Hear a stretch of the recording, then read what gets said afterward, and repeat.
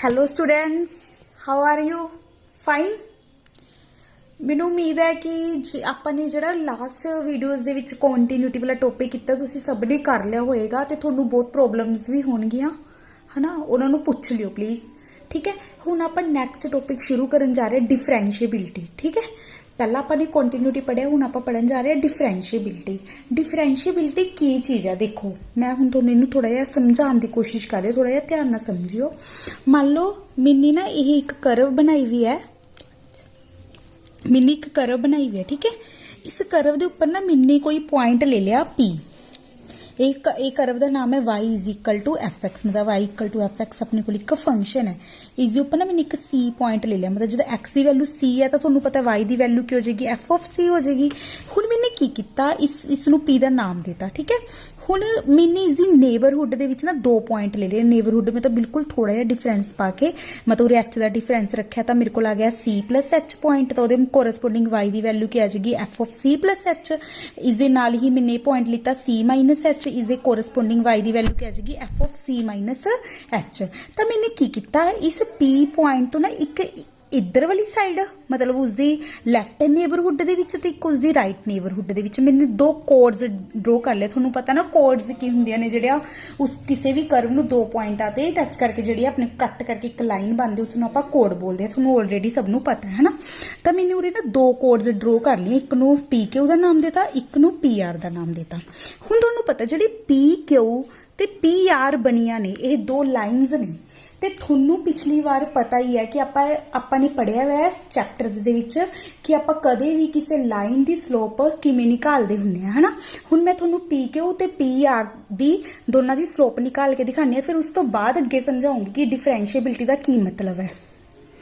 ਹੁਣ ਆਪਾਂ ਕੀ ਕਰਨ ਜਾ ਰਹੇ ਹਾਂ, ਆਪਾਂ ਸਲੋਪ ਕੱਢਣ ਜਾ ਰਹੇ ਹਾਂ ਕੋਡ PQ ਦੀ ਤੇ ਸਲੋਪ ਕੱਢਣ ਜਾ ਰਿਹਾ ਕੋਡ PR ਦੀ। ਤੁਹਾਨੂੰ ਪਤਾ PQ ਦੀ ਕੋਡ ਦੀ ਸਲੋਪ ਕਿਵੇਂ ਨਿਕਲਦੇ, ਤੁਹਾਨੂੰ ਪਤਾ ਨਾ ਕਿਸੇ ਵੀ ਲਾਈਨ ਜੇ ਦੋ ਪੁਆਇੰਟਾਂ ਚੋਂ ਪਾਸ ਕਰਦੀ ਹੋਵੇ x1 y1 ਤੇ x2 y2 ਤਾਂ ਉਸ ਦੀ ਸਲੋਪ ਕੱਢਣ ਦਾ ਕੀ ਫਾਰਮੂਲਾ ਹੁੰਦਾ ਹੈ, y2 minus y1 divide by x2 minus x1 from your previous class. ठीक है, हुण आपां ने PQ कोड दा स्लोप कड्ढनी है। जब आपां PQ दी स्लोप कड्ढनी है तो अपने कोल ये पॉइंट की है, f of C minus h, y दा कोऑर्डिनेट है तो अपने कोल क्या जो f of C minus H minus F of C divide by minus h. Simple जी गल है, क्योंकि C मतलब एक्स का कोऑर्डिनेट क्या है C माइनस एच, उस दे विचों C माइनस किया तो माइनस एच आ जाएगा।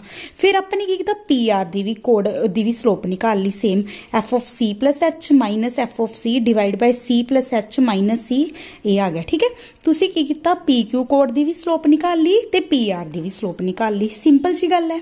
उस तो बाद देखो मैंने सब तो पहला की किया, एक करव लिती, एक करव के उपर एक पॉइंट लिता मेन, उस तो बाद उसके नेबर दे विच दो पॉइंट लिते, उन्हां तो मैंने कोड्स ड्रोन कीतियां। तुसी एक गल तां समझदे हो ना, कोड तो बाद अपने कोल टेंजेंट की चीज़ हुंदी है। टेंजेंट तां ओह लाइन हुंदी है जिहड़ी करव नूं किसी एक पॉइंट ते टच करके जांदी है ना। हुण देखो जे मैं कह दा कि जिहड़ा Q पॉइंट है P नूं अप्रोच कर जे Q पॉइंट P नूं ही अप्रोच कर जे ते R पॉइंट भी P नूं अप्रोच कर दे, तो जिहड़े ये दोनों कोड्स ने ये साडे कोल आवली एक टेंजेंट बननी शुरू हो जाऊगी है ना। मतलब Q P नूं कदों अप्रोच करेगा या फिर R P नूं कदों अप्रोच करेगा, जिहड़ा H है वो 0 नूं अप्रोच करेगा, क्योंकि जे H 0 नूं अप्रोच कर गया तो ये वाला पॉइंट भी यही बन जाएगा तो ये वाला पॉइंट भी साडे कोल P ही बन जाएगा। हुण इहदा मतलब कि जब लिमिट H अप्रोचिस टू 0 कोड PQ Q अप्रोचिस जब अपने को H 0 नूं अप्रोच कर गया तो Q पॉइंट की बनन लग गया, P बनन लग गया। इसका मतलब कि जिहड़ी साडे कोल ये वाली कोड है वो साडे कोल एक की बनन लग गई, टेंजेंट बनन लग गई P पॉइंट के उपर है ना। तो देखो मैंने ये लिखा है, जब लिमिट H अप्रोचिस टू 0 कोड PQ मतलब Q जब P नूं अप्रोच करता है तो ये की बन जूगी, साडे कोल टेंजेंट बन जूगी P के उपर, तो इसकी स्लोप साडे कोल ये वाली आ गई। ठीक है, उत्थे तो नाल लगाता लिमिट H अप्रोचिस टू 0, अपने को की स्लोप आ गई, टेंजेंट की स्लोप आ गई एट पॉइंट P। सिमिलरली कोड PR becomes tangent at P जो R P नूं अप्रोच कर जूगा। जे R पॉइंट भी P नूं अप्रोच कर गया, मतलब H साडे कोल 0 नूं अप्रोच कर गया, तो जिहड़ी साडी ये वाली कोड है वो भी साडी की बन जाएगी, टेंजेंट बन जूगी, तो उसकी स्लोप आ गई ये चीज़। तुहाडे कोल दोनों स्लोप्स इक्वल हो जाण, limit H approaches to 0 F of C minus H minus F of C divide by minus H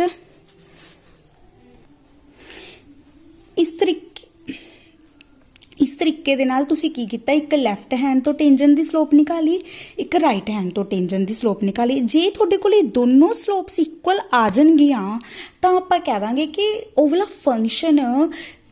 function ਸਾਡੇ ਕੋਲ ਕੀ ਹੈ, ਡਿਫਰੈਂਸ਼ੀਏਬਲ ਐਟ ਪੁਆਇੰਟ P। ਹੁਣ ਇਸਦਾ ਮਤਲਬ ਕੀ ਹੋਇਆ, ਦੇਖੋ ਧਿਆਨ ਨਾਲ ਬੱਚੇ। ਜੇ ਦੇਖੋ ਤੁਸੀਂ PQ ਬਣਾਈ, PQ ਕੋਡ ਕਿਹੜੀ ਸੀਗੀ, ਜਿਹੜੀ ਉਸਦੀ ਰਾਈਟ ਹੈਂਡ ਸਾਈਡ ਤੇ ਬਣੀ ਵੀ ਸੀਗੀ, ਤੇ PR ਕਿਹੜੀ ਸੀ, ਜਿਹੜੀ ਉਸਦੀ ਲੈਫਟ ਹੈਂਡ ਸਾਈਡ ਤੇ ਬਣੀ ਵੀ ਸੀਗੀ। ਜੇ ਆਪਾਂ ਨੇ ਦੋਨੋਂ ਸਾਈਡਾਂ ਤੋਂ P ਦੀ ਟੈਂਜੈਂਟ ਦੀ ਸਲੋਪ ਨਿਕਾਲੀ, ਅਸੀਂ ਦੇਖਿਆ ਕਿ ਦੋਨੋਂ ਸਾਈਡਾਂ ਤੋਂ ਟੈਂਜੈਂਟ ਦੀ ਸਲੋਪ ਸੇਮ ਹੈ। ਇਸਦਾ ਮਤਲਬ ਕਿ P ਪੁਆਇੰਟ ਦੇ ਉੱਪਰ ਲੈਫਟ ਵਾਲੀ ਸਾਈਡ ਹੋ ਜਾਂ ਰਾਈਟ ਹੈਂਡ ਵਾਲੀ ਸਾਈਡ ਹੋ, ਤੁਸੀਂ ਸਿਰਫ ਇੱਕੋ ਹੀ ਟੈਂਜੈਂਟ ਡਰਾ ਕਰ ਪਾ ਰਹੇ ਹੋ। ਇਹੀ ਡਿਫਰੈਂਸ਼ੀਏਬਿਲਿਟੀ ਦਾ ਜਿਓਮੈਟ੍ਰੀਕਲ ਹੀ ਮਤਲਬ ਹੈ। ਡਿਫਰੈਂਸ਼ੀਏਬਿਲਿਟੀ ਦਾ ਜਿਓਮੈਟ੍ਰੀਕਲ ਮਤਲਬ ਕੀ ਹੁੰਦਾ ਹੈ, ਕੋਈ ਵੀ ਕਰਵ ਦੇ ਉੱਪਰ, ਕੋਈ ਵੀ ਪੁਆਇੰਟ ਦੇ ਉੱਪਰ, ਕੋਈ ਵੀ ਕਰਵ ਦੇ ਉੱਪਰ ਜੇ ਅਸੀਂ ਕੋਈ ਵੀ ਪੁਆਇੰਟ ਲਈਏ ਨਾ, ਤਾਂ ਉਸ ਪੁਆਇੰਟ ਦੇ ਉੱਪਰ ਜੇ ਅਸੀਂ ਕੋਈ ਵੀ ਇੱਕ ਟੈਂਜੈਂਟ ਡਰਾ ਕਰ ਸਕਦੇ ਹੋ, ਯੂਨੀਕ ਟੈਂਜੈਂਟ ਡਰਾ ਕਰ ਸਕਦੇ ਹੋ। ਯੂਨੀਕ ਟੈਂਜੈਂਟ ਕੀ, ਉਸਦੀ ਲੈਫਟ ਹੈਂਡ ਸਾਈਡ ਤੋਂ ਵੀ ਤੇ ਰਾਈਟ ਹੈਂਡ ਸਾਈਡ ਤੋਂ ਵੀ ਜੇ ਅਸੀਂ ਇੱਕੋ ਹੀ ਟੈਂਜੈਂਟ ਡਰਾ ਕਰ ਸਕਦੇ ਹੋਈਏ ਤਾਂ ਆਪਾਂ ਕਹਿ ਦਾਂਗੇ ਕਿ ਉਹ ਵਾਲਾ ਫੰਕਸ਼ਨ ਉਸ ਪੁਆਇੰਟ ਦੇ ਉੱਪਰ ਕੀ ਹੈ, ਡਿਫਰੈਂਸ਼ੀਏਬਲ ਹੈ। ਜਿਵੇਂ ਕਿ ਉਰੇ ਹੋਇਆ, ਇਸ ਦੇ ਵਿੱਚ ਇਹੀ ਹੋਇਆ ਨਾ ਕਿ P ਪੁਆਇੰਟ ਦੇ ਲੈਫਟ ਹੈਂਡ ਸਾਈਡ ਤੋਂ ਤੇ ਰਾਈਟ ਹੈਂਡ ਸਾਈਡ ਤੋਂ ਜੇ ਇੱਕੋ ਹੀ ਟੈਂਜੈਂਟ ਡਰਾ ਹੋਈ ਤਾਂ ਓਬਵੀਅਸ ਹੈ ਟੈਂਜੈਂਟ ਦੀ ਸਲੋਪ ਸੇਮ ਹੋਊਗੀ। ਜੇ ਟੈਂਜੈਂਟ ਦੀ ਸਲੋਪ ਸੇਮ ਹੋਗੀ ਮਤਲਬ ਉਹ ਪੁਆਇੰਟ ਦੇ ਉੱਪਰ ਫੰਕਸ਼ਨ ਕੀ ਹੋ ਜਾਊਗਾ, ਸਾਡੇ ਕੋਲ ਡਿਫਰੈਂਸ਼ੀਏਬਲ ਹੋ ਜਾਊਗਾ। ਮਤਲਬ ਹੁਣ ਤੁਸੀਂ ਡਿਫਰੈਂਸ਼ੀਏਬਿਲਿਟੀ ਦਾ ਜਿਓਮੈਟ੍ਰੀਕਲੀ ਮਤਲਬ ਸਮਝ ਗਏ ਹੋਵੋਗੇ। ਡਿਫਰੈਂਸ਼ੀਏਬਿਲਿਟੀ ਦਾ ਜਿਓਮੈਟ੍ਰੀਕਲ ਮਤਲਬ ਕੀ ਹੈ, ਵੀ ਕੋਈ ਵੀ ਕਰਵ ਕਿਸੇ ਵੀ ਪੁਆਇੰਟ ਦੇ ਉੱਪਰ ਕਦੋਂ ਡਿਫਰੈਂਸ਼ੀਏਬਲ ਹੋਊਗੀ, ਜਦ ਆਪਾਂ ਉਸ ਕਰਵ ਦਾ ਹਰ ਇੱਕ ਪੁਆਇੰਟ ਦੇ ਉੱਪਰ ਨਾ ਯੂਨੀਕ ਟੈਂਜੈਂਟ ਡਰਾ ਕਰ ਸਕਦੇ ਹੋਏ। ਇਸ ਨੂੰ ਹੀ ਤੁਸੀਂ ਡਿਫਰੈਂਸ਼ੀਏਬਿਲਿਟੀ ਬੋਲਦੇ ਹੋ। ਹੁਣ ਮੈਂ ਤੁਹਾਨੂੰ ਕੁਝ ਫੰਕਸ਼ਨਸ ਦੀ ਐਗਜ਼ਾਮਪਲ ਦਿਖਾਣੀ ਹੈ ਜਿਹਦੇ ਨਾਲ ਤੁਹਾਨੂੰ ਹੋਰ ਵੀ ਕਲੀਅਰ ਹੋ ਜਾਊਗਾ ਕਿ ਮੈਂ ਕੀ ਕਹਿਣਾ ਚਾਹ ਰਹੀ ਹਾਂ। ਹੁਣ ਦੇਖੋ ਮੈਨੇ ਇਹ log x ਫੰਕਸ਼ਨ ਦਾ ਡਾਇਗਰਾਮ ਬਣਾਇਆ ਹੋਇਆ। log x function exponential function ਬਾਰੇ ਮੈਂ ਤੁਹਾਨੂੰ ਪਹਿਲਾਂ ਵੀ ਡਿਸਕਸ ਕੀਤਾ ਹੈ। ਹੁਣ ਮੈਂ log x ਫੰਕਸ਼ਨ ਦਾ ਦੇਖੋ ਇਹ ਇੱਕ ਮਤਲਬ ਡਾਇਗਰਾਮ ਬਣਾਇਆ। ਹੁਣ ਇਹ ਕਰਵ ਕੀ ਹੈ, ਇਹ ਕੰਟੀਨਿਊਸ ਹੈ ਨਾ, ਤੁਹਾਨੂੰ ਕੰਟੀਨਿਊਸ ਤਾਂ ਦਿਖ ਹੀ ਰਿਹਾ ਵੀ ਕੰਟੀਨਿਊਸ ਹੈਗੀ ਹੈ, but this curve continuous as well as differentiable. ਹੁਣ ਇਹ ਡਿਫਰੈਂਸ਼ੀਏਬਲ ਕਿਉਂ ਹੈ, ਇਸ ਇਹਨਾਂ ਕੋਰਨਰ ਵਾਲੇ ਪੁਆਇੰਟ ਨੂੰ ਛੱਡ ਕੇ ਨਾ ਇਸ ਕਰਵ ਦੇ ਉੱਪਰ ਆਪਾਂ ਜਿਹੜੇ ਮਰਜ਼ੀ ਪੁਆਇੰਟ ਦੇ ਉੱਪਰ ਜੇ ਅਸੀਂ ਟੈਂਜੈਂਟ ਡਰਾ ਕਰਾਂਗੇ ਨਾ, ਸਾਡੇ ਕੋਲ ਸਿਰਫ ਇੱਕੋ ਹੀ ਟੈਂਜੈਂਟ ਬਣੂਗੀ, ਸਿਰਫ ਇੱਕੋ ਹੀ ਟੈਂਜੈਂਟ। ਮਤਲਬ ਜਿਹੜੀ log x ਕਰਵ ਹੈ ਨਾ, ਇਹ ਸਾਡੇ ਕੋਲ ਇੱਕ ਸਮੂਥ ਕਰਵ ਆ ਗਈ। ਡਿਫਰੈਂਸ਼ੀਏਬਿਲਿਟੀ ਦਾ ਮਤਲਬ ਇਹੀ ਹੈ ਕਿ ਕਰਵ ਸਾਡੇ ਕੋਲ ਸਮੂਥ ਹੋਣੀ ਚਾਹੀਦੀ ਹੈ। ਸਮੂਥ ਦਾ ਮਤਲਬ ਕਿ ਉਸਦੇ ਹਰ ਇੱਕ ਪੁਆਇੰਟ ਦੇ ਉੱਪਰ ਸਿਰਫ ਯੂਨੀਕ ਟੈਂਜੈਂਟ ਹੀ ਡਰਾ ਹੋ ਸਕਦੀ ਹੋਵੇ, ਅਸੀਂ ਦੋ ਸਾਈਡ ਤੋਂ ਦੋ ਟੈਂਜੈਂਟ ਨਾ ਡਰਾ ਕਰ ਸਕਦੇ ਹੋਈਏ। ਸਿਮਿਲਰਲੀ ਐਕਸਪੋਨੈਂਸ਼ੀਅਲ ਫੰਕਸ਼ਨ ਦੀ ਵੀ ਆਪਾਂ ਜੇ ਕਿਸੇ ਵੀ ਪੁਆਇੰਟ ਦੇ ਉੱਪਰ ਟੈਂਜੈਂਟ ਡਰਾ ਕਰਾਂਗੇ ਨਾ, ਤਾਂ ਸਾਡੇ ਕੋਲ ਸਿਰਫ ਇੱਕ ਹੀ ਟੈਂਜੈਂਟ ਡਰਾ ਹੋਊਗੀ। ਤਾਂ ਸਾਡੇ ਕੋਲ exponential function, logarithm function, sine x function ਹੈ, ਇਹ ਸਾਰੇ ਹੀ ਫੰਕਸ਼ਨ ਸਾਡੇ ਕੋਲ ਕੀ ਆ ਜਾਣਗੇ, ਡਿਫਰੈਂਸ਼ੀਏਬਲ ਆ ਜਾਣਗੇ। ਮਤਲਬ ਇਹਨਾਂ ਦੇ ਪ੍ਰੂਫ ਕਰਨ ਦੀ ਲੋੜ ਨਹੀਂ, ਜਸਟ ਤੁਹਾਨੂੰ ਪਤਾ ਹੋਣਾ ਚਾਹੀਦਾ log x function, exponential function, sine x function, cos x function, tan x function, all functions are differentiable। But ਆਪਾਂ tan x ਫੰਕਸ਼ਨ ਨੂੰ ਕੀ ਬੋਲਾਂਗੇ, it is differentiable on its domain। Logarithm function ਨੂੰ ਵੀ ਕੀ ਬੋਲਾਂਗੇ, it is differentiable on its domain। ठीक है, differentiability का मतलब ਤੁਹਾਨੂੰ ਆ ਗਿਆ ਸਮਝ ਵੀ ਕੋਈ ਵੀ ਕਰਵ, ਕੰਟੀਨਿਊਟੀ ਦਾ ਮਤਲਬ ਕੀ ਸੀ ਕਿ ਜਦ ਅਸੀਂ ਕਿਸੇ ਵੀ ਕਰਵ ਦਾ ਗ੍ਰਾਫ ਵਿਦਆਊਟ ਪੈਨ ਪਿਕਿੰਗ ਕਰੇ ਬਣਾ ਸਕਦੇ ਹੋਈਏ, ਤੇ ਡਿਫਰੈਂशिएबिलिटी ਦਾ ਕੀ ਮਤਲਬ ਹੈ ਕਿ ਉਹ ਜਿਹੜੀ ਅਸੀਂ ਗ੍ਰਾਫ ਬਣਾਈਏ it should be smooth curve. ਉਹ ਗ੍ਰਾਫ ਸਾਡੇ ਕੋਲ ਕੀ ਹੋਣਾ ਚਾਹੀਦਾ, ਸਮੂਥ ਹੋਣਾ ਚਾਹੀਦਾ। ਸਮੂਥ ਦਾ ਮਤਲਬ ਕੀ ਹੈ ਕਿ ਉਸਦੇ ਹਰ ਇੱਕ ਪੁਆਇੰਟ ਦੇ ਉੱਪਰ ਯੂਨੀਕ ਟੈਂਜੈਂਟ ਹੀ ਡਰਾ ਹੋ ਸਕਦੀ ਹੋਵੇ। ਠੀਕ ਹੈ, ਇਹ ਤੁਹਾਡੇ ਕੋਲ ਡਿਫਰੈਂशिएबिलिटी ਦਾ ਜਿਓਮੈਟ੍ਰੀਕਲ ਮਤਲਬ ਸੀਗਾ। ठीक है, उस तो बाद जिमें तुहाडे कोल दो फंक्शन जे कंटीन्यूअस होण तां उन्हां दा सम कंटीन्यूअस हुंदा सी, डिफरेंस कंटीन्यूअस हुंदा सी, कोशेंट प्रोडक्ट। सिमिलरली डिफरेंशिएबिलिटी च if two functions are differentiable then their sum उन्हां डिफरेंस कोशेंट मतलब डिवीजन उन्हां दी प्लस उन्हां दा मल्टीप्लीकेशन भी साडे कोल डिफरेंशिएबल हुंदी है। ये जस्ट तुसी रिजल्ट याद रखने ने। ते सिमिलरली जे तुहाडे कोल two functions are differentiable then their composition function is also differentiable and polynomial function is also differentiable. तुसी सारा कुछ ही पढ़ लिया। ठीक है, बस तुहानू डिफरेंशिएबिलिटी का पता लग गया। हुण आपां ओहदे नाल रिलेटेड ना क्वेश्चन शुरू करदे कि तुसी डिफरेंशिएबिलिटी वाले क्वेश्चन किस तरीके नाल सोल्व करने ने। स्टूडेंट्स हुण आपां देखदे हां कि आपां किस तरीके नाल किसी भी पॉइंट दे उपर किसी फंक्शन दी डिफरेंशिएबिलिटी चेक कर सकदे आ, किवें उसदा फार्मूला यूज करना। तुसी तुहानू मान लो एक fx फंक्शन देता ते तुहानू एक पॉइंट देता। ठीक है, तुहानू कहता कि इस फंक्शन दी continuity at x is equal to c check करो। ਤਾਂ ਉਸ ਦੇ ਲਈ ਤੁਸੀਂ ਕੀ ਕਰਨਾ ਹੈ, ਇੱਕ ਤੁਸੀਂ ਲੈਫਟ ਹੈਂਡ ਡੈਰੀਵੇਟਿਵ ਨਿਕਾਲਣਾ ਹੈ, ਇੱਕ ਰਾਈਟ ਹੈਂਡ ਡੈਰੀਵੇਟਿਵ ਨਿਕਾਲਣਾ ਹੈ। ਲੈਫਟ ਹੈਂਡ ਡੈਰੀਵੇਟਿਵ ਨਿਕਾਲਣ ਦਾ ਕੀ ਫਾਰਮੂਲਾ ਹੈ, F of C minus H minus F of C divide by minus H. ਇਸ ਦਾ ਮਤਲਬ ਵੈਸੇ ਤੁਸੀਂ ਸਮਝ ਹੀ ਗਏ ਹੋਵੋਗੇ, ਇਸ ਦਾ ਮਤਲਬ ਕੀ ਹੈ ਕਿ ਤੁਸੀਂ ਉਸ ਪੁਆਇੰਟ ਦੇ ਉੱਪਰ ਜਿਹੜੀ ਟੈਂਜੈਂਟ ਬਣਾਈ ਹੈ ਨਾ, ਉਸ ਦੀ ਸਲੋਪ ਤੁਸੀਂ ਲੈਫਟ ਹੈਂਡ ਤੋਂ ਨਿਕਾਲ ਰਹੇ ਹੋ, ਹਨਾ। ਤੇ ਜੇ ਆਪਾਂ ਨੇ ਇੱਕ ਆਪਾਂ ਰਾਈਟ ਹੈਂਡ ਡੈਰੀਵੇਟਿਵ ਨਿਕਾਲਣਾ ਹੈ, limit h approaches to 0 f of c plus h minus f of c divide by h, ਠੀਕ ਹੈ। ਲੈਫਟ ਹੈਂਡ ਡੈਰੀਵੇਟਿਵ ਤੇ ਰਾਈਟ ਹੈਂਡ ਡੈਰੀਵੇਟਿਵ ਨਿਕਾਲਣ ਤੋਂ ਬਾਅਦ ਫਿਰ ਆਪਾਂ ਨੇ ਚੈੱਕ ਕਰਨਾ ਹੈ ਕਿ ਉਸਦਾ ਲੈਫਟ ਹੈਂਡ ਡੈਰੀਵੇਟਿਵ ਤੇ right hand derivative point c ਦੇ ਉੱਪਰ ਸੇਮ ਆ ਰਿਹਾ। ਜੇ ਦੋਨੋਂ ਕੁਆਂਟੀਟੀਜ਼ ਸੇਮ ਆ ਗਈਆਂ, ਇਸ ਦਾ ਮਤਲਬ ਕਿ ਉਹ ਵਾਲਾ ਫੰਕਸ਼ਨ ਸਾਡੇ ਕੋਲ ਕੀ ਹੋ ਜਾਊਗਾ, x is equal to c ਦੇ ਉੱਪਰ ਕੀ ਹੋ ਜਾਏਗਾ, ਡਿਫਰੈਂਸ਼ੀਏਬਲ ਹੋ ਜਾਏਗਾ। ਇੱਥੋਂ ਸਮਝ ਗਏ ਨਾ, ਕਿਉਂਕਿ ਆਪਾਂ ਨੇ ਇੱਕ ਤਰ੍ਹਾਂ ਕੀ ਕੀਤਾ, ਲੈਫਟ ਹੈਂਡ ਸਾਈਡ ਤੋਂ ਵੀ ਟੈਂਜੈਂਟ ਦੀ ਸਲੋਪ ਨਿਕਾਲ ਲਈ ਤੇ ਰਾਈਟ ਹੈਂਡ ਸਾਈਡ ਤੋਂ ਵੀ ਟੈਂਜੈਂਟ ਦੀ ਸਲੋਪ ਨਿਕਾਲ ਲਈ। ਜੇ ਤੁਹਾਡੇ ਕੋਲ ਦੋਨੋਂ ਸਲੋਪਸ ਇੱਕ ਨੇ, ਸੇਮ ਆ ਗਏ, ਉਹਨਾਂ ਦੀ ਵੈਲਿਊ ਮਤਲਬ ਇੱਕੋ ਹੀ ਟੈਂਜੈਂਟ ਡਰੋ ਹੋ ਰਹੀ ਹੈ, ਇਹੀ ਜਿਓਮੈਟ੍ਰੀਕਲੀ ਮਤਲਬ ਹੈ ਡਿਫਰੈਂਸ਼ੀਏਬਿਲਟੀ ਦਾ। ਇਹਦਾ ਮਤਲਬ ਕੀ ਹੋ ਜਾਊਗਾ ਕਿ ਉਹ ਵਾਲਾ ਫੰਕਸ਼ਨ ਸਾਡੇ ਕੋਲ c ਦੇ ਉੱਪਰ ਕੀ ਹੋ ਜਾਊਗਾ, ਡਿਫਰੈਂਸ਼ੀਏਬਲ ਹੋ ਜਾਊਗਾ। ਹੁਣ ਆਪਾਂ ਇਹ ਫਾਰਮੂਲਾ ਯੂਜ਼ ਕਰਕੇ ਇੱਕ ਕੁਐਸਚਨ ਸੋਲਵ ਕਰਦੇ ਹਾਂ, ਠੀਕ ਹੈ, ਤੁਹਾਨੂੰ ਹੋਰ ਵੀ ਕਲੀਅਰ ਹੋ ਜਾਊਗਾ। ਹੁਣ ਦੇਖੋ ਤੁਹਾਡੇ ਕੋਲ ਕੁਐਸਚਨ ਹੈ fx is equal to mod x। ਆਪਾਂ ਨੇ ਇਸਦੀ ਡਿਫਰੈਂਸ਼ੀਏਬਿਲਟੀ ਚੈੱਕ ਕਰਨੀ ਹੈ at x is equal to 0 ਦੇ ਉੱਪਰ, ਠੀਕ ਹੈ। ਤਾਂ ਮੈਨੇ ਆਪਣੇ ਫੰਕਸ਼ਨ ਬਣਾ ਲਿਆ x ਮਾਈਨਸ x 0 ਤੋਂ ਬੜੇ, ਇਹ ਤੁਹਾਨੂੰ ਆਲਰੇਡੀ ਸਾਰਾ ਕੁਝ ਆਉਂਦਾ ਹੈ ਨਾ। ਹੁਣ ਆਪਾਂ ਨੇ ਇਸਦੀ ਡਿਫਰੈਂਸ਼ੀਏਬਿਲਟੀ ਚੈੱਕ ਕਰਨੀ ਹੈ ਐਟ ਪੁਆਇੰਟ 0 ਦੇ ਉੱਪਰ, ਠੀਕ ਹੈ। ਤਾਂ ਤੁਹਾਨੂੰ ਪਤਾ ਹੀ ਹੈ ਕਿ ਮੈਂ ਹੁਣੀ ਫਾਰਮੂਲਾ ਦੱਸਿਆ ਹੈ ਕਿ ਆਪਾਂ ਕਿਸ ਤਰੀਕੇ ਨਾਲ ਚੈੱਕ ਕਰਦੇ। ਜੇ ਆਪਾਂ c ਪੁਆਇੰਟ ਦੇ ਉੱਪਰ ਕਰਨੀ ਸੀ, ਆਪਾਂ ਨੇ ਫਾਰਮੂਲਾ ਪੜਿਆ ਸੀ f of c minus h minus f of c divide by minus h limit h approaches to 0। ਮਤਲਬ ਇਹ ਸਾਡੇ ਕੋਲ ਕੀ ਹੋ ਜਾਊਗਾ, ਸਾਡੇ ਕੋਲ ਹੋ ਜਾਊਗਾ ਸਾਡਾ ਲੈਫਟ ਹੈਂਡ ਡੈਰੀਵੇਟਿਵ, ਠੀਕ ਹੈ। ਹੁਣ इसका मतलब की है कि फंक्शन की वैल्यू फाइंड आउट करो जब एक्स की वैल्यू 0 तो की है छोटी है। तुम देखो जब एक्स की वैल्यू 0 तो छोटी है तुहाडे कोल की फंक्शन चल रहा है माइनस एक्स चल रहा है ना, तो आपां की करांगे माइनस एक्स दे विच 0 माइनस एच की कर देंगे पुट कर देंगे। तो जब एक्स की वैल्यू 0 है उस टाइम फंक्शन की वैल्यू 0 के उपर की आ गई 0 आ गई। ठीक है, तो आपां पुट कर दिए साडे कोल किवें सोल्व होएगा ये minus 0 minus H minus 0 divide by minus H limit H approaches to 0 solve करके साडे कोल आ जाएगा ये 1। ठीक है, माइनस 1। हुण आपां राइट हैंड डेरिवेटिव करांगे इसदा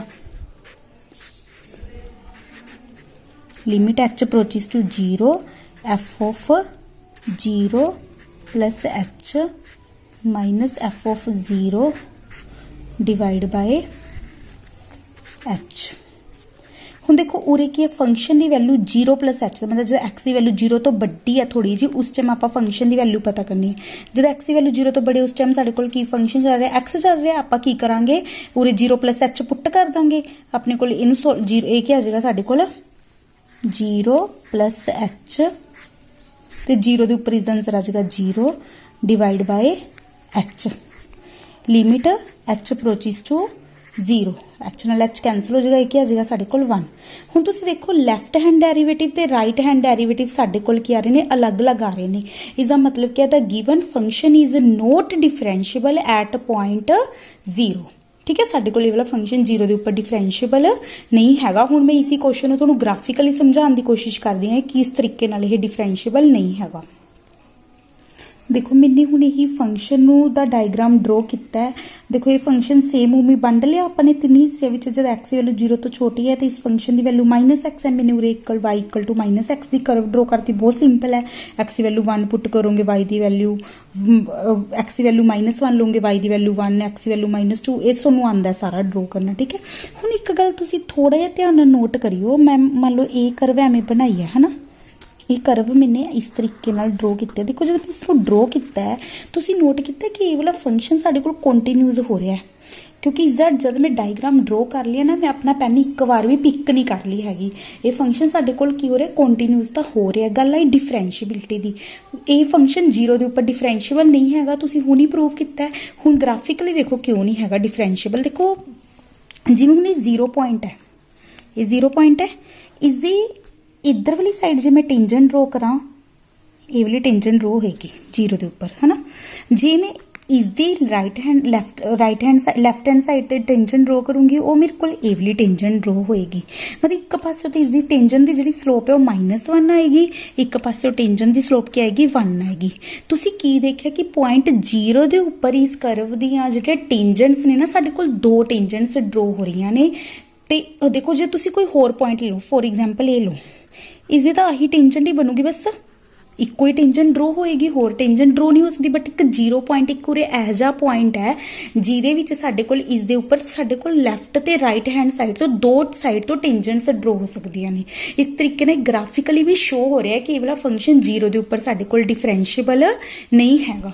ਠੀਕ ਹੈ, ਚਲੋ ਇਹ ਚੀਜ਼ ਤਾਂ ਹੋ ਗਈ। ਹੁਣ ਨਾ ਇੱਕ ਗੱਲ ਹੋਰ ਧਿਆਨ ਨਾਲ ਸੁਣੋ, ਕਦੇ ਵੀ ਨਾ ਕੋਈ ਵੀ ਫੰਕਸ਼ਨ ਸਾਡੇ ਕੋਲ ਜੇ ਕੰਟੀਨਿਊਸ ਹੋ ਗਿਆ ਤਾਂ ਉਹ ਡਿਫਰੈਂਸ਼ੀਏਬਲ ਹੋ ਵੀ ਸਕਦਾ, ਨਹੀਂ ਵੀ ਹੋ ਸਕਦਾ। ਮਤਲਬ ਕੋਈ ਵੀ ਕੰਟੀਨਿਊਸ ਫੰਕਸ਼ਨ ਹੋਣ ਦੇ ਨਾਲ ਫੰਕਸ਼ਨ ਜ਼ਰੂਰੀ ਨਹੀਂ ਹੈਗਾ ਡਿਫਰੈਂਸ਼ੀਏਬਲ ਹੋਵੇ। ਫੋਰ ਐਗਜ਼ਾਮਪਲ ਆਪਣੇ ਕੋਲ ਇਹ ਕੁਐਸਚਨ ਹੈ ਜਿਹੜਾ, ਇਹ ਸਾਡੇ ਕੋਲ ਕੰਟੀਨਿਊਸ ਤਾਂ ਹੈਗਾ ਬਟ ਇਹ ਫੰਕਸ਼ਨ ਸਾਡੇ ਕੋਲ ਡਿਫਰੈਂਸ਼ੀਏਬਲ ਨਹੀਂ ਹੈਗਾ।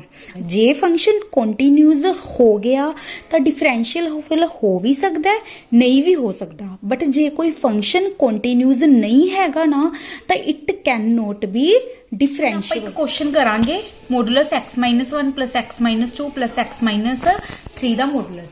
ਹੁਣ ਆਪਾਂ ਨੇ ਇਸ ਦੀ ਡਿਫਰੈਂਸ਼ੀਏਬਿਲਟੀ ਚੈੱਕ ਕਰਨੀ ਹੈ। ਦੇਖੋ ਜੇ ਤਾਂ ਤੁਹਾਨੂੰ ਕੋਈ ਪਾਰਟਿਕੂਲਰ ਪੁਆਇੰਟ ਗਿਵਨ ਹੋਵੇ ਵੀ ਉਸ ਦੇ ਉੱਪਰ ਡਿਫਰੈਂਸ਼ੀਏਬਿਲਟੀ ਚੈੱਕ ਕਰੋ ਤਾਂ ਆਪਾਂ ਉਸ ਦੇ ਉੱਪਰ ਕਰਾਂਗੇ, ਅਦਰਵਾਈਜ਼ ਤੁਸੀਂ ਸਾਰੀ ਇਸ ਦੀ ਡੋਮੇਨ ਦੇ ਉੱਪਰ ਇਹਦੀ ਡਿਫਰੈਂਸ਼ੀਏਬਿਲਟੀ ਕੀ ਕਰਨੀ ਹੈ, ਚੈੱਕ ਕਰਨੀ ਹੈ। ਠੀਕ ਹੈ, ਤੁਹਾਨੂੰ ਪਤਾ ਤੁਹਾਡੇ ਕੋਲ ਕਿੰਨੇ ਮੋਡੂਲਸ ਆ ਗਏ, 3 ਮੋਡੂਲਸ ਆ ਗਏ ਨਾ। ਆਪਾਂ ਨੂੰ ਇੱਕ ਮੋਡੂਲਸ ਨੂੰ ਤਾਂ ਖੋਲਣਾ ਹੁੰਦਾ, ਆਪਾਂ 3 ਮੋਡੂਲਸ ਨੂੰ ਦੇਖੋ ਕਿਸ ਤਰੀਕੇ ਨਾਲ ਖੋਲਾਂਗੇ।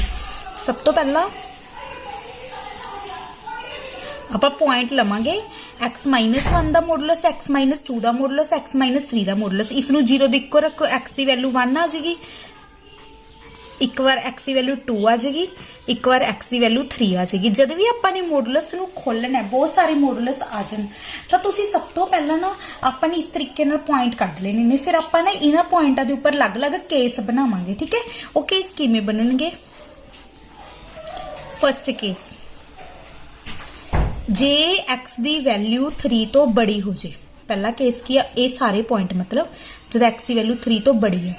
ਤੁਸੀਂ ਨਾ ਹੁਣ x ਦੀ ਵੈਲਿਊ 3 ਤੋਂ ਬੜੀ ਮੰਨ ਲਓ, ਫੋਰ ਐਗਜ਼ਾਮਪਲ 4 ਹੈ, ਤੁਸੀਂ ਉਰੇ ਪੁੱਟ ਕਰੋ 4 - 1 ਇਹ ਕੀ ਆਏਗੀ, ਆਪਣੇ ਆਪ 'ਚ ਇੱਕ ਪੋਜ਼ਿਟਿਵ ਕੁਆਂਟੀਟੀ ਹੈ ਤਾਂ ਮੋਡੂਲਸ ਦੇ ਅੱਗੇ ਆਪਾਂ ਨੂੰ ਮਾਈਨਸ ਲਗਾਉਣ ਦੀ ਲੋੜ ਨਹੀਂ ਹੈਗੀ। ਮਤਲਬ ਇਸ ਨੂੰ ਮੈਂ ਮੋਡੂਲਸ ਤੋਂ ਬਿਨਾਂ ਲਿਖਦਾ। दिस इज आल्सो 4, क्योंकि 3 तो बड़ी है वैल्यू तो ये वाली टर्म भी की आएगी, हमेशा ही पॉजिटिव आऊगी। मॉडुलस लगाओ ना लगाओ इको ही गल है, x-2। सिमिलरली ये भी क्या आ जाएगा, x-3। ये आ गया, केस बन गया एक। सैकेंड केस, हुण आपां किहड़े x डिस्कस करांगे जब x की वैल्यू 2 तो लेके 3 दे विच है। उरे तो सारा तुहानूं समझ आई जाएगा भी आपां केस किवें बनाने ने। हुण x की वैल्यू देखो 3 तो लैस है, 2 तो बड़ी है। जब x की वैल्यू 2 तो बड़ी है, फॉर एग्जाम्पल 2.5 है, फॉर एग्जाम्पल लगा लो कुछ भी, आपां देखो 2.5 जे उरे पुट कर दे, ये टर्म मॉडुलस दे विच की आ रही है, पॉजिटिव आ रही है। जब ये पॉजिटिव आ रही है तो आपां नूं इस दे अगे माइनस लगाउण दी लोड़ नहीं, because it is already positive. ठीक है, अपने कोल क्या आ जाएगा सीधा x-1। सिमिलरली ये भी क्या आ जाएगी, 2.5 पुट कर तो पॉजिटिव है x-2। बट हुण तुसी इधर ध्यान दो, जे तुसी x की वैल्यू 3 तो लैस ले रहे हो, 2.5 ले रहे हो, मान लो 2.5 - 3 ये मॉडुलस दे विच की आ रही है, जिहड़ी टर्म है वो नैगेटिव है ना, बट आपां ने इसदा आंसर ओवरऑल की रखना है, पॉजिटिव रखना है, तो इस दे अगे आपां की लगा दांगे, माइनस लगा दांगे। ठीक है, हो गया केस। थर्ड केस, जब x की वैल्यू 2 तो लैस है ते 1 तो ग्रेटर है, x की वैल्यू 2 तो लैस 1 तो ग्रेटर 1.5 लगा लीए।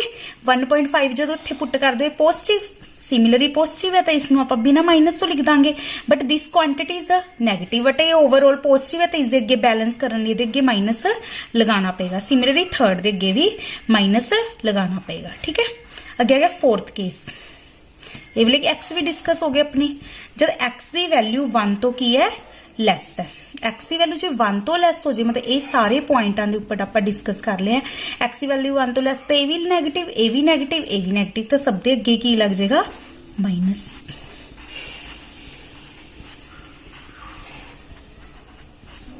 लग गया। हुण आपां इसनूं सोल्व करके लिख दिए। हाँ, एक बार एक्स की वैल्यू 1 भी ते भी निकाल लो, 2 ते भी निकाल लो, 3 ते भी निकाल लो। जे एक्स की वैल्यू 1 लोगे, देखो 1 - 1 0, ये बन जाएगा 1, 1 - 3 2, मतलब बन जाएगा 1 + 1 माइनस 3 2 3 आ गया। जे एक्स की वैल्यू 2 लवांगे तो ये भी 1 आ जाएगा, ये भी 1 आ जाएगा, तो 2 आ जाएगा। 3 लवांगे तो 3 माइनस 2 1, 3 माइनस 1 2, 1 प्लस 2 3 आ गया। ठीक है, हुण आपां ये सारा पार्ट सोल्व कर लिया, अलग अलग इजदे आपां ने पार्ट बना ले फंक्शन दे। ठीक है, लंबा जरूर है बट ईजी भी है। हुण देखो मैंने इसनूं ना सोल्व करके लिख लिया, ये सारे केस बना ले, बहुत सिंपल ने, लंबे ने पर सिंपल ने। ठीक है, हुण इसनूं देखो जब आपने सोल्व करना है तुसीं इसदी डिफरेंशिएबिलिटी चेक करनी है।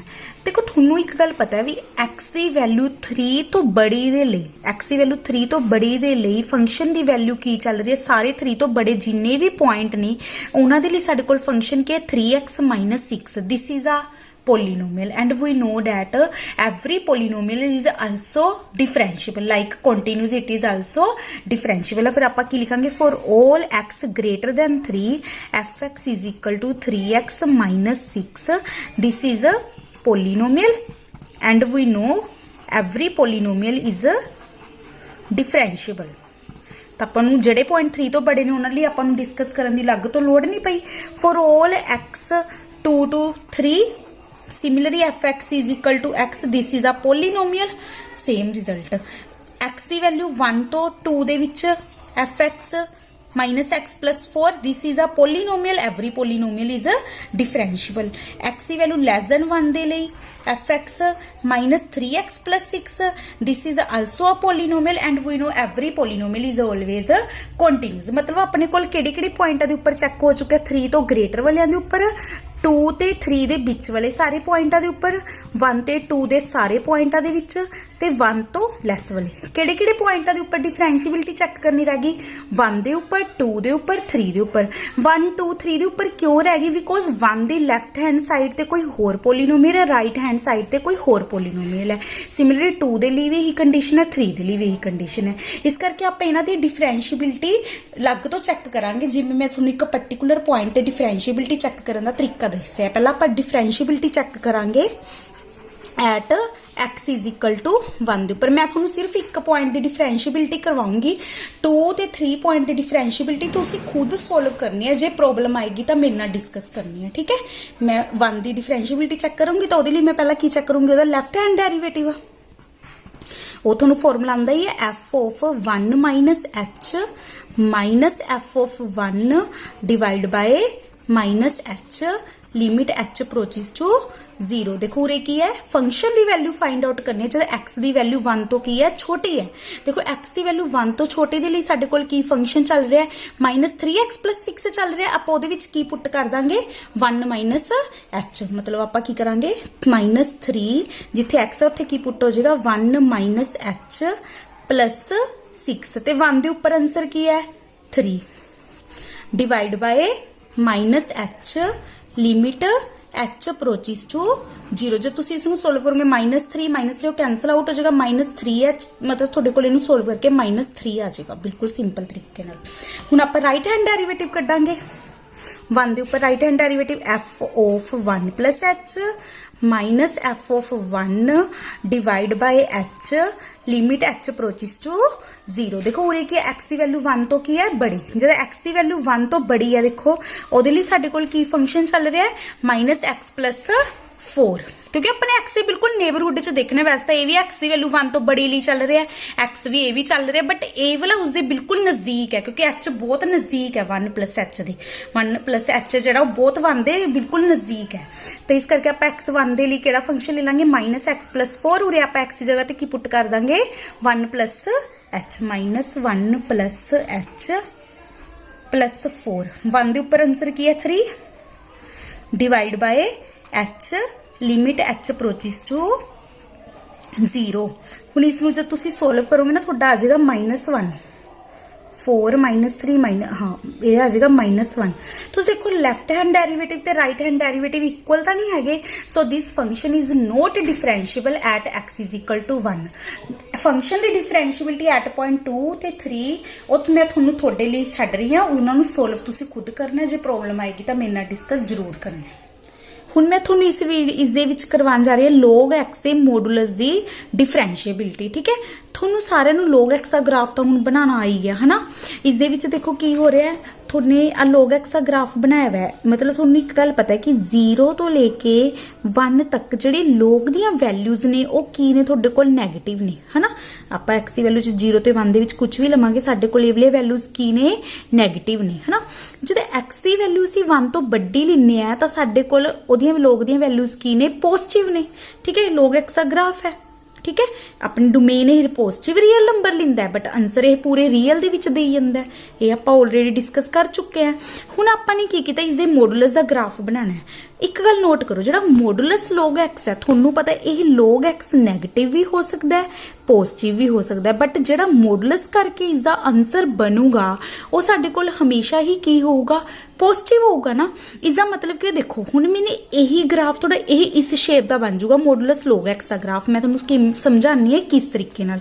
तुसीं देखो जब x की वैल्यू 1 तो बड़ी है तो सानू पता लगे log x ऑलरेडी की सीगा, पॉजिटिव सीगा। बेशक मॉडुलस लगाओ बेशक ना लगाओ क्योंकि पहले ही पॉजिटिव है, बट जब x की वैल्यू 1 तो छोटी सीगी साडे कोल की सी, जिहड़ा ये वाला पार्ट सीगा ये साडे कोल नैगेटिव y एक्सिस दे वाली साइड जा रहा सी ना, बट मॉडुलस होने करके जिहड़ा नैगेटिव भी होगा ये चीज थोड़ी ऊपर शिफ्ट हो जाएगी ना, मतलब ये वाली कर्व सेम थोड़ी ऊपर बन जाएगी, वैसे पॉजिटिव वाली साइड बन जाएगी। मतलब थोड़े कोल ये बन गई थोड़े कोल मॉडुलस log x की कर्व। की होया x की वैल्यू जो 1 तो बड़ी सी उस टाइम तो log x ऑलरेडी पॉजिटिव ही सीगा, बट जब x की वैल्यू 1 तो छोटी सी साडे को log x फंक्शन उस टाइम नेगेटिव सीगा, बट मॉडुलस करन तो बाद उन्हें पॉजिटिव हो जाना सी। इस करके जो नेगेटिव वाला हिस्सा सीगा वो थोड़ा ऊपर पॉजिटिव वाली साइड की हो गया, शिफ्ट हो गया। मतलब थोड़ा ए वाला ग्राफ इस तरीके का बन गया। This is the graph of modulus log x। ठीक है, हुण मैं तुहानूं इसकी डिफरेंशिएबिलिटी चेक करके दिखानी है भी कित्थे डिफरेंशिएबल हैगा या नहीं हैगा। देखो इस फंक्शन तुसीं किस तरीके नाल तोड़ोगे, fx जब x की वैल्यू 1 तो बड़ी है, मॉडुलस log x की वैल्यू जो 1 तो बड़ी है तो पहली पॉजिटिव है। इस मतलब इसके अगे कोई प्रॉब्लम नहीं, सानू पहली पॉजिटिव है, पॉजिटिव दे अगे मॉडुलस लगाइए ना लगाइए कोई फर्क नहीं पैंदा हैगा।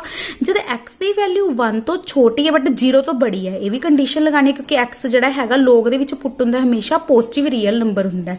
तो सानू पता है कि x की वैल्यू 0 तो लेके 1 दे विच हुंदी है, तो जिहड़ा log x है उस टाइम साडे कोल की हो जांदी है, ये वाली क्वांटिटी नेगेटिव हो जांदी है, बट मॉडुलस हो करन तो बाद वो पॉजिटिव होनी चाहिए, तो उसके अगे सानू की लगाना पेगा, माइनस लगाना पेगा। इस तरीके नाल फंक्शन 1 ते टुट रहा है। गल आई जब x की वैल्यू 1 है, 1 दे उपर सानू पता ही है कि log दा आंसर की हुंदा 0 हुंदा है, ग्राफ तो भी पता लग रहा है। ठीक है, इस तरीके नाल इस फंक्शन नूं आपां ने तोड़ लिया। ठीक है, हुण इसनूं तोड़न तो बाद हुण आपां इसदा की करिए, ਆਪਾਂ ਨੂੰ पता है ਆਪਾਂ ਇਹਦੀ डिफरेंशिएबिलिटी चेक करनी है। जब ਆਪਾਂ ਨੂੰ कोई पर्टिकुलर पॉइंट दिता वा मतलब ਆਪਾਂ इसकी पूरी डोमेन के उपर ਇਹਦੀ डिफरेंशिएबिलिटी चेक करनी है। और ਤੁਹਾਨੂੰ ਸਾਰਿਆਂ ਨੂੰ पता है कि log फंक्शन की डोमेन की हुंदी है, पॉजिटिव रियल नंबर। मतलब पूरे पॉजिटिव रियल नंबर के उपर अपन इसकी डिफरेंशिएबिलिटी की करनी है, चेक करनी है। सानू पता है for all x greater than 1, जिन्ने भी x 1 तो बड़े ने उन्हां दे लई साडे कोल केड़ा फंक्शन चल रहा है, log x। मतलब अपने कोल fx की है log x। एंड मैं ਤੁਹਾਨੂੰ ਦੱਸਿਆ ਸੀਗਾ कि log function, exponential function, polynomial function, sine, cos, tan, ये सारे फंक्शन ही ਤੁਹਾਡੇ ਕੋਲ डिफरेंशिएबल ਹੁੰਦੇ ਨੇ। मतलब इस दे उपर ज़्यादा टेंशन लेने की लोड़ नहीं। सानू पता लग गया कि जिन्ने x 1 तो बड़े ने ਸਾਡੇ ਕੋਲ फंक्शन की जा रहा है log x, which is a differentiable function. ਇਹਦਾ मतलब कि जिन्ने भी x 1 तो बड़े ने उन्हां सारिਆਂ ਦੇ ਉੱਪਰ ਇਹ ਵਾਲਾ फंक्शन की हो गया, ਸਾਡੇ ਕੋਲ डिफरेंशिएबल हो गया। For all x less than 1 fx साडे कोल की आ गया माइनस log x आ गया। जो log x डिफरेंशिएबल है ਉਹਦੇ ਨਾਲ कोई भी कॉन्स्टेंट लगा दिता जाए वो भी साडे कोल की होएगा, डिफरेंशिएबल होएगा। ये भी साडे कोल की हो गया, डिफरेंशिएबल हो गया। गल आई 1 दे उपर, 1 दे उपर आपां नूं डिफरेंशिएबिलिटी लग तो क्यों चेक करनी पै रही, क्योंकि 1 दे लैफ्ट हैंड साइड ते कोई होर फंक्शन है, राइट हैंड साइड ते कोई होर फंक्शन है। मतलब उधर log x है, उधर माइनस log x। हुण आपां particular differentiability at point 1 check करांगे। किवें चेक करोगे, देखो पहला लैफ्ट हैंड डेरिवेटिव करना अपन ने। 1 दे उपर किवें निकल गया, f of 1 minus h minus f of 1 divide by minus h limit h approaches to 0। ठीक है। हुण इहदा मतलब कि जब x की वैल्यू 1 तो छोटी है उस टाइम फंक्शन चक्को, x की वैल्यू जो 1 तो छोटी उस टाइम साडे कोल किहड़ा फंक्शन है माइनस log x। आपां उरे x की जगह ते 1 माइनस h पुट कर देंगे, साडे कोल क्या आ जाऊगा माइनस log 1 माइनस h। कोई प्रॉब्लम नहीं। f ऑफ 1 फंक्शन की वैल्यू एट पॉइंट 1 कितनी है 0, ये तो 0 ही बन जाएगा divide by minus h limit h approaches to 0। हुण तुहानूं याद ही होएगा, ये मैंने तुहानूं पिछली वीडियोज़ दे विच दस्सिया भी सीगा कि log 1 plus h divide by h limit h approaches to 0। ये तुसीं याद रखियो, ये साडे कोल किस दे इक्वल हुंदा है 1 दे, ठीक है। ये तुहाडे कोल प्रॉपर्टी है, तो साडे कोल यही क्या आ जाएगा, देखो log 1 प्लस उरे प्लस है ना उरे माइनस है, आप उरे माइनस लगा लिए, जे आप उरे माइनस लगावांगे तो उरे भी माइनस लगाना पेगा, मल्टीप्लाई कर ली डिवाइड कर ली, ये सारा साडे कोल 1 बन गया, तो ओवरऑल रिजल्ट क्या आ गया -1, ठीक है।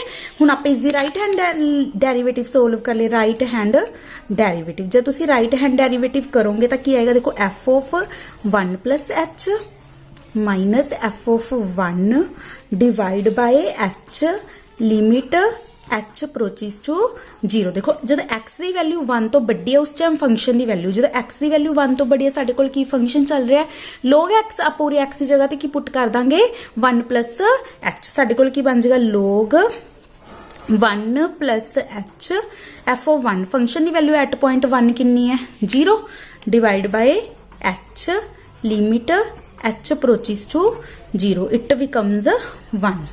हुण तुसीं देखो 1 दे उपर ओदी लेफ्ट हैंड लिमिट तो आई है लेफ्ट हैंड डेरिवेटिव तो आया -1, राइट हैंड डेरिवेटिव क्या है 1, which are not equal to each other. इसका मतलब कि this function is not differentiable at point 1 is a point of non differentiability. हुण आपां देखो इस फंक्शन की डिफरेंशिएबिलिटी चेक करनी है, f(x) is equal to greatest integer of x, check the differentiability. देखो उरे भी हुई प्रॉब्लम है कि अपन कोई पर्टिकुलर पॉइंट दिता वा तो आपां इसकी डिफरेंशिएबिलिटी कित्थे चेक करांगे, इसदे डोमेन दे उपर चेक करांगे। तुहानूं पता this is a greatest integer function, ते इसदी डोमेन की हुंदी है पूरा रियल वाला सैट, ठीक है, पूरा रियल वाला सैट इज द डोमेन है। और थोड़ी एक गल पता है कि अपने ये कंटिन्यूटी चेक की सी, आपको पता है कि this function is discontinuous at integral values, ये अपने पूरी एक वीडियो की सी इस दिन रिगार्डिंग, ठीक है। ते continuous at non integral values, मतलब ठीक है, इसका मतलब की सीगा कि अपनी डोमेन दे उपर नोट कंटिन्यूस आ गया सीगा।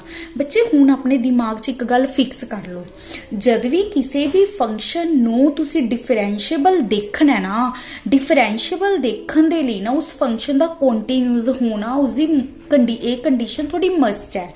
जे फंक्शन नूं तुसी डिफरेंशिएबल कहना चाहते हो तो उहदा कंटिन्यूस होना जरूरी है। हाँ ये हो सकता है कि कंटिन्यूस फंक्शन भी अगे डिफरेंशिएबल ना बने, पर जे फंक्शन कंटिन्यूस ही नहीं हैगा ना तो कदे भी डिफरेंशिएबल होना नहीं, ठीक है। जे कंटिन्यूस हो जे, मैं तुहानूं एक मॉडुलस एक्स वाला क्वेश्चन करवाया सी, उस फंक्शन कंटिन्यूस तो हैगा बट डिफरेंशिएबल नहीं हैगा, मतलब कंटिन्यूस होना किसी भी फंक्शन दे डिफरेंशिएबल होने वास्ते ओदी जरूरी कंडीशन है, ठीक है। आपां की कहांगे दिस, आपां नूं इसनूं डिफरेंशिएबिलिटी चेक करन दी लोड़ ही नहीं हैगी, आपां कहांगे this function is not continuous,